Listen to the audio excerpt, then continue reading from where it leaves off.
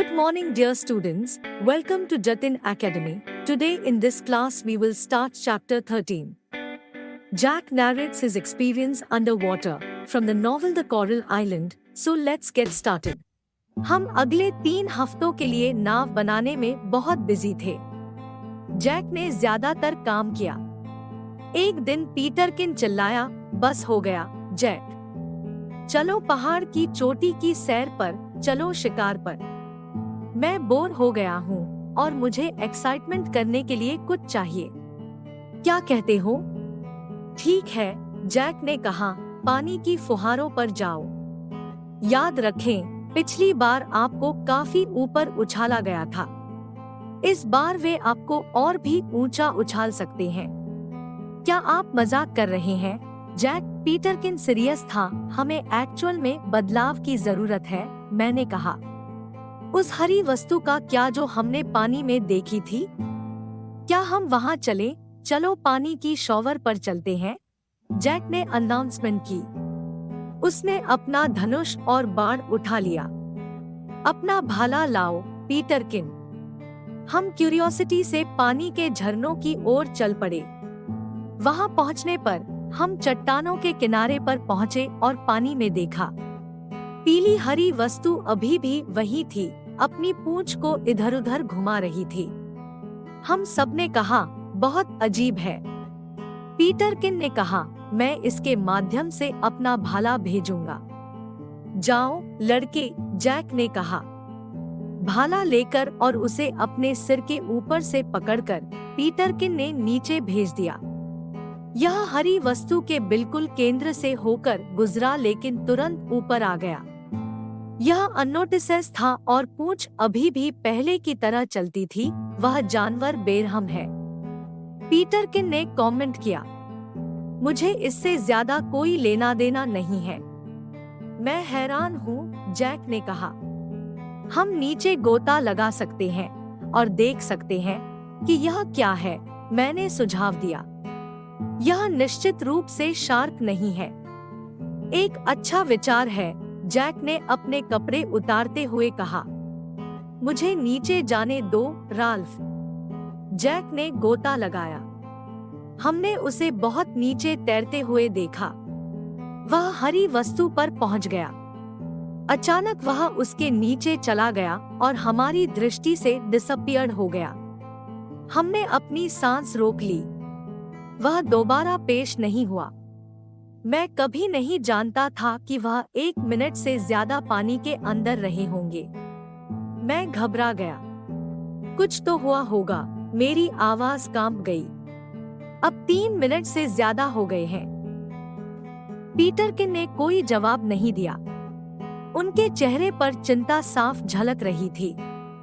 वह पानी में नीचे देख रहा था। अचानक वह चिल्लाया, हे जैक, जैक। वह चला गया है। यह जरूर कोई शार्क रही होगी। वह हमेशा के लिए चला गया। पीटरकिन ने मुझे कंधे से पकड़ा और चिल्लाया, राल्फ, राल्फ, उसके लिए गोता लगाओ। शायद वह केवल बेहोश हो गया है। मैं चट्टानों के किनारे भाग गया। मैं अपने कपड़े उतारने का इंतजार किए बिना कूदने वाला था।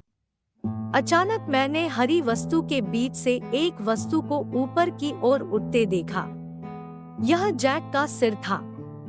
उसने जोर से ललकार कर अपने बालों से पानी वापस फेंका। 10 मिनट या शायद अधिक समय तक पानी में रहने के बावजूद वह स्वस्थ और मजबूत दिख रहा था। मैंने अपना हाथ नीचे किया और उसे ऊपर चढ़ने में मदद की। पीटरकिन ने जैक के गले में अपनी बाहें डाल दी और चिल्लाया, ओह जैक, जैक, कहाँ चले गए थे? जब हम शांत और स्थिर हो गए और एक दूसरे को देखकर मुस्कुराए, तो जैक ने कहा, अब सुनो लड़कों, वह हरी वस्तु शार्क नहीं है। यह चट्टानों में एक गुफा से आने वाली प्रकाश की धारा है। गोता लगाने के बाद मैंने देखा कि यह रोशनी उस चट्टान के किनारे से आ रही है जिसके ऊपर अब हम बैठे हैं। तो मैं तैरकर उसकी ओर गया और एक ओपननेस देखा। एक मोमेंट के लिए मैंने सोचा कि क्या मुझे अंदर जाना चाहिए। फिर मैं अपनी पूरी ऊर्जा के साथ इसके लिए तैरा।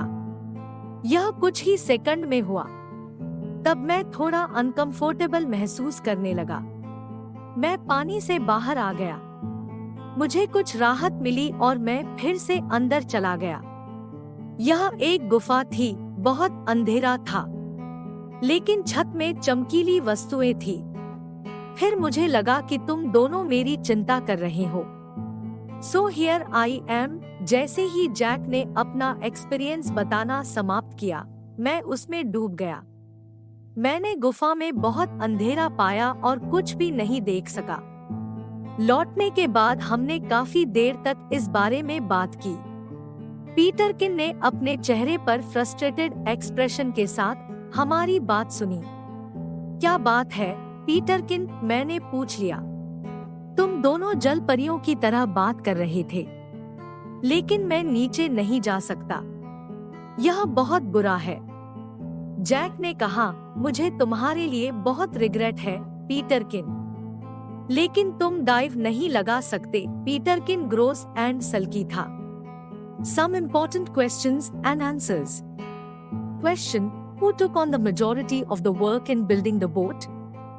Answer: Jack took on the majority of the work in building the boat. Question: What did Peterkin suggest as an alternative activity to break their boredom? Answer: Peterkin suggested going on an excursion to the mountain top or going hunting. Question: What did Jack propose as an alternative suggestion to Peterkin's idea? Answer: Jack proposed going to the water spouts, mentioning how Peterkin had been tossed up high last time and suggesting it might happen again. Question: What did they find when they reached the water spouts? Answer: They found a pale green object in the water, which was moving its tail back and forth.